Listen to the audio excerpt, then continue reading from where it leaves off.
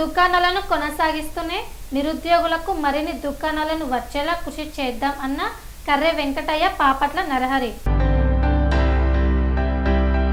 యాదగిరిగుట్ట దేవస్థానం కొండపైన వర్తక సంఘాన్ని రద్దు చేయడం అంటే ఉపాధి పొందుతున్న పేదల మధ్య తరగతి వారి పొట్ట కొట్టడమేనని, అలా కాకుండా ఉన్న దుకాణాలను కొనసాగిస్తూనే స్థానిక నిరుద్యోగ యువతకు అదనంగా దుకాణాలు వచ్చేలా దేవస్థానం వారితో ప్రభుత్వంతో పోరాడుదాం అని బీఆర్ఎస్ యాదగిరిగుట్ట మండల అధ్యక్షులు కర్రె వెంకటయ్య, పట్టణ సెక్రటరీ జనరల్ పాపట్ల నరహరిలు అన్నారు.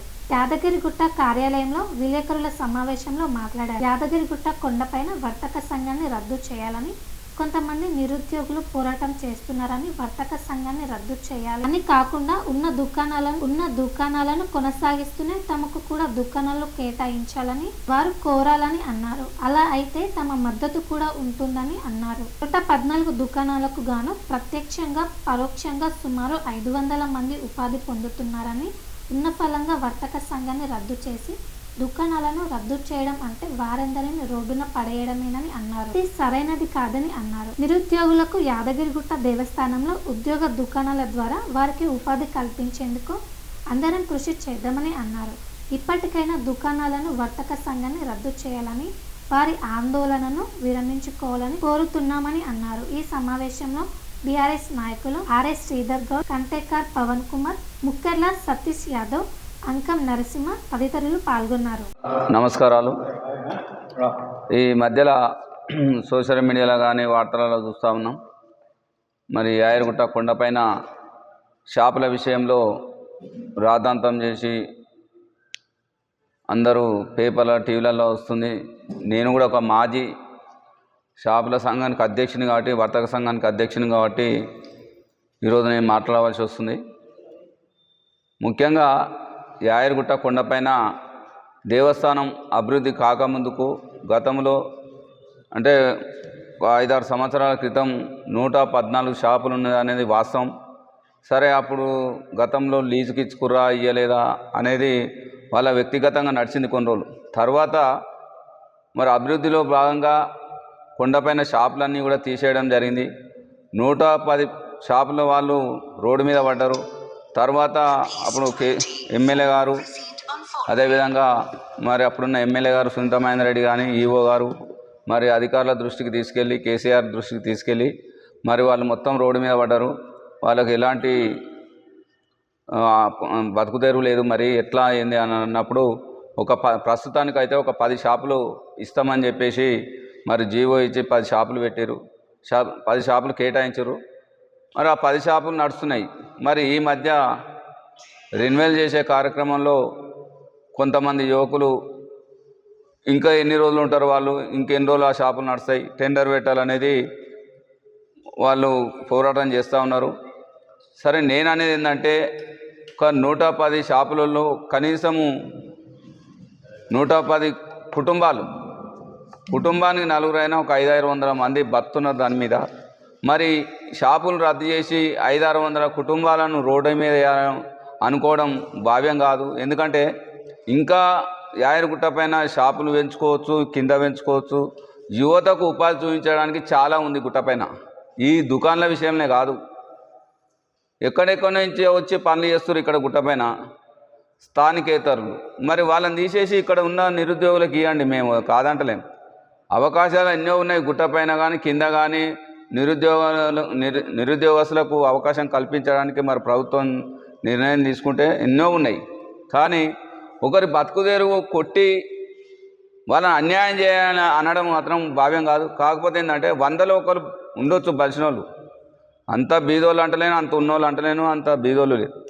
కాకపోతే ఏంటంటే అందరినీ రోడ్డు మీద వాడేయాలి, వాళ్ళకు తీసేయాలి, మొత్తం రద్దు చేయాలనేది మాత్రం నేను ఏకీభవిస్తలేను. సోదరుడు ప్రవీణ్ కూడా చెప్తున్నా. ఏంటంటే వాళ్ళకు ఇప్పుడు యువకులకు ఉపాధి లేని వాళ్ళకు, నిరుద్యోగస్తులకు ఉపాధి కావాలి, పని కావాలనుకున్నప్పుడు ఎన్నో ఉన్నాయి మరి గవర్నమెంట్ తలుచుకుంటే. కానీ ఉన్న దుకాణాలను రద్దు చేసి మరి టెండర్లో పాల్గొనాలనేది మాత్రం భావ్యం కాదు. ఎందుకంటే 114 షాపులు కూడా అవి ఒక్కసారి ఇచ్చినవి కావు.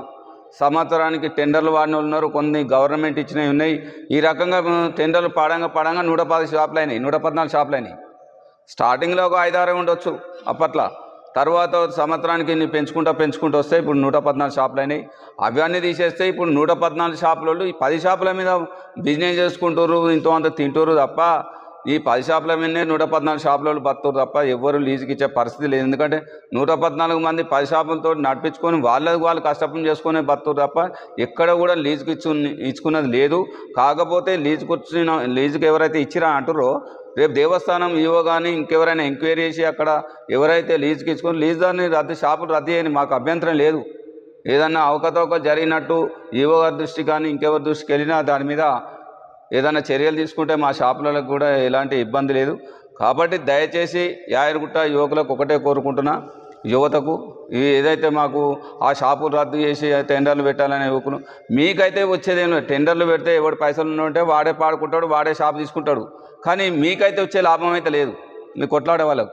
మేమేమంటున్నామంటే గుట్ట మీద షాపులు 10 షాపులు నడిపించుకుంటాడు, ఇంకా అవకాశం ఉంటే ఇంకా షాపులు పెంచడానికి టెండర్లు వేసి ఇంకా కింద ఉన్నాయి టెండర్లు వేయడానికి చాలా ఉన్నాయి యువతకు ఉపాధి చూపించడానికి దేవస్థానం వాళ్ళు. కాబట్టి దయచేసి ఏదంటే సామరస్యంగా మాట్లాడుకోవాలి కానీ ఇట్లా నువ్వు నేను అనేది పంచాయతీలు పెట్టుకుని పెద్దగా రాద్ధాంతం చేయడం భావ్యం కదా అని కోరుకుంటూ మరి దీన్ని పునరాలోచన చేయాలని కోరుకుంటూ మరి రిన్యువల్ చేయాల్సిందే వాళ్ళకు ఖచ్చితంగా షాపులు ఆ 10 షాపులు నడవాల్సిందని కోరుకుంటూ ఈ అవకాశం ఇచ్చిన మీ అందరికీ కూడా ధన్యవాదాలు తెలియజేస్తాం. నమస్కారం. మరి కొంతకాలంగా మరి యాదగిరిగుట్ట పట్టణంలో వర్తక సంఘాన్ని రద్దు చేయాలి, యువతకు అవకాశం కల్పించాలనే పేరుతో మరి నడుస్తూ ఉన్నది. మరి విషయాన్ని నేను తీవ్రంగా ఖండిస్తూ ఉన్నా. ఎందుకనంటే ఒకరు పొట్టగొట్టి ఇంకొకరు లబ్ధి పొందాలనే ఆలోచన మాత్రం అది కరెక్ట్ కాదు. మరి వర్తక సంఘం అంటే వాస్తవానికి మరి కొన్ని తరాల నుంచి మరి గుట్టపైకి సంబంధించినటువంటి మెట్లు లేనప్పుడు, రవాణా సౌకర్యం లేనప్పుడు మరి యాదగిరిగుట్టకు సంబంధించి టెంకాయలు కానీ పువ్వులు కానీ పసుపు కుంకుమ లాంటిది కింది నుంచి తీసుకెళ్ళి పైకి తీసుకెళ్ళి మరి దుకాణాలు ఏర్పాటు చేసుకొని మరి గత 70 సంవత్సరాల నుంచి మరి ఆనవాయితీగా వస్తున్నటువంటి ఈ యొక్క షాపులను దాని మధ్యలో వర్తక సంఘానిగా మార్చుకొని వారి సమస్యల పరిష్కారం కోసం ఏదున్నా కూడా మరి రాజకీయ పార్టీలకు అతీతంగా మరి వాళ్ళు వారి సమస్యలు పరిష్కరించుకోవడం కోసం మరి వర్తక సంఘాన్ని ఏర్పాటు చేసుకున్నారు. మరి ఈ విషయాన్ని మరి ఎందుకనంటే మరి వర్తక సంఘం రద్దు చేస్తే యువతకు లబ్ధి చేకూరుతుందనే విషయం ఏదైతే ఉందో అది కరెక్ట్ కాదు. వర్తక సంఘం రద్దు చేయడం వల్ల యువతకు వచ్చే లాభం ఏందో మరి నేను ఇవాళ మరి కోరుతా ఉన్నా, మరి తెలియాల్సిన అవసరం కూడా ఉన్నదని తెలియజేస్తూ ఉన్నా. ఎందుకనంటే వాళ్ళ యువతకు 1,00,000 జీవనోపాధి అవకాశాలు ఉన్నాయి టెంపుల్ పరంగా, వాటిని మనం తీసుకురమ్మని మనం కోరాలి. వర్తక సంఘాన్ని రద్దు చేస్తే యువతకు లబ్ధి చేరుతుంది అనేటువంటి విషయం మీద మరి పోరాటం కొనసాగిస్తూ ఉన్నారు. ఈ విషయాన్ని నేను తీవ్రంగా ఖండిస్తూ ఉన్నా. మరి వాళ్ళ దుకాణదారులలో మరి బలిసిన వాళ్ళు ఉన్నారు, పేదవాళ్ళు ఉన్నారు. మరి ఒక చెట్టు ఖరాబ్ అయితే ఖరాబ్ అయినట్టు కొమ్మని తీసేయాలి తప్ప చెట్టును మొత్తం నరికేస్తారనే ధోరణిలో మరి వాళ్ళ వర్తక సంఘం రద్దు చేయాలనే ధోరణిలో మరి వాళ్ళ కొంత యువత మరి వాళ్ళ పోరాటం చేస్తూ ఉన్నారు. ఈ పోరాటాన్ని మరి వెనక్కి తీసుకోవాలని మేము కోరుతూ ఉన్నాం. మరి వాళ్ళ వర్తక సంఘంలో మరి 100 మంది ఉన్నారు, 1000 కుటుంబాలు ఉన్నాయి. ఈ రద్దు చేయడం వల్ల ఈ 100 కుటుంబాలు రోడ్డున పడే అవకాశం ఉన్నది. కాబట్టి ఈ వర్తక సంఘాన్ని కొనసాగించుకుంటూ యువతకు ఏ రకమైనటువంటి అవకాశాలు ఉన్నాయో ఆ యువతకు రావాల్సిన అవకాశాల కోసం మనం పోరాటం చేయాలి తప్ప మరి ఉన్నటువంటి వాళ్ళు పొట్టగొట్టి మరి మాకు లబ్ధి చేకూరాలనే విషయం ఏదైతే ఉందో దాన్ని వెనక్కి తీసుకోవాలని కోరుతూ మరి వాళ్ళ వర్తక సంఘం వాళ్ళు కూడా కొన్ని అలా కొంతమంది చేయడం వలన ఇవాళ ఈ యొక్క ఏదైతే వర్తక సంఘం మీద వ్యతిరేకమైన కార్యక్రమాలకు వస్తూ ఉన్నాయి. వారు ఎవరైతే ఉన్నారో వారు వాళ్ళ విధి విధానాలు మార్చుకొని మరి వాళ్ళ యువతకు సంబంధించిన విషయానికి వస్తే దుకాణదారుల విషయానికి వస్తే కొన్ని చూడనట్టు పోవాలి తప్ప వారు రాజకీయ రంగు పూడ్చుకొని మరి వాళ్ళ వర్తక సంఘాన్ని మరి డ్యామేజ్ చేసే విధంగా కొనసాగిస్తూ ఉన్నారు. వారు ఎవరైతే ఉన్నారో స్వచ్ఛందంగా వాళ్ళు తప్పుకొని ఎవరైతే లీజుకి ఇస్తూ ఉన్నారో వర్తక సంఘంలో ఆ లీజుకి ఇచ్చేటువంటి వాళ్ళను కూడా ఏదైతే ఉందో దాన్ని రద్దు చేసి నిరుద్యోగులకు అవకాశం కల్పించి టెండర్ ద్వారా అవకాశం కల్పించాలని మేము కూడా డిమాండ్ చేస్తూ ఉన్నాం. మరి ఏదైతే నిరుద్యోగులకు సంబంధించినటువంటి లీజుకి ఇచ్చే వాళ్ళను వర్తక సంఘాన్ని తొలగించి స్వచ్ఛందంగా మళ్ళీ టెండర్ పెట్టించి వాళ్ళకు అవకాశం కల్పించాలని కోరుతూ నేను సెలవు తీసుకుంటాను. స్వామి బోధానంద గోసేవ ఆశ్రమం సైథాపూర్. జ్యోతిష్యం, వాస్తుశాస్త్రం మన పూర్వీకులు మనకిచ్చిన వరం. దుర్గాదేవి, కాలభైరవ ఉపాసనతో వాక్సిద్ధి పొందిన శ్రీ శ్రీ బోధానందగిరి స్వామివారు మీకు ఎలాంటి సమస్యలున్నా వాటిలో ముఖ్యంగా ధన నష్టం, ఆరోగ్య నష్టం, భార్యాభర్తల మధ్య గొడవలు, ప్రేమించుకున్న వారు దూరం అవడం, ఎన్ని సంబంధాలు వచ్చినా పెళ్లి ముడి పడకపోవడం, రోడ్డు ప్రమాదాలు, అప్పుల బాధలు, వ్యవసాయంలో నష్టాలు, పెద్దల మాట పిల్లలు వినకపోవడం, ఆరోగ్య శాంతి, గృహశాంతి, మనశ్శాంతి లేకపోవడం, ఇలాంటి సమస్యలు ఉన్నట్లయితే ఒక్కసారి స్వామీజీని కలవండి. మీ సమస్యలకు తగిన పరిష్కారాన్ని పొందండి. అంతేకాక అన్ని రకాల వ్యాధులకు గోపంచకవ్య మరియు మూలికా వైద్యం చేయబడును. నమ్మకంతో రండి, ఆయురారోగ్యాలతో వర్ధిల్లండి. మా అడ్రస్ స్వామి బోధానంద గోసేవ ఆశ్రమం, సైదాపూర్, వీరభద్రస్వామి గుడి దగ్గర, యాదగిరిగుట్ట.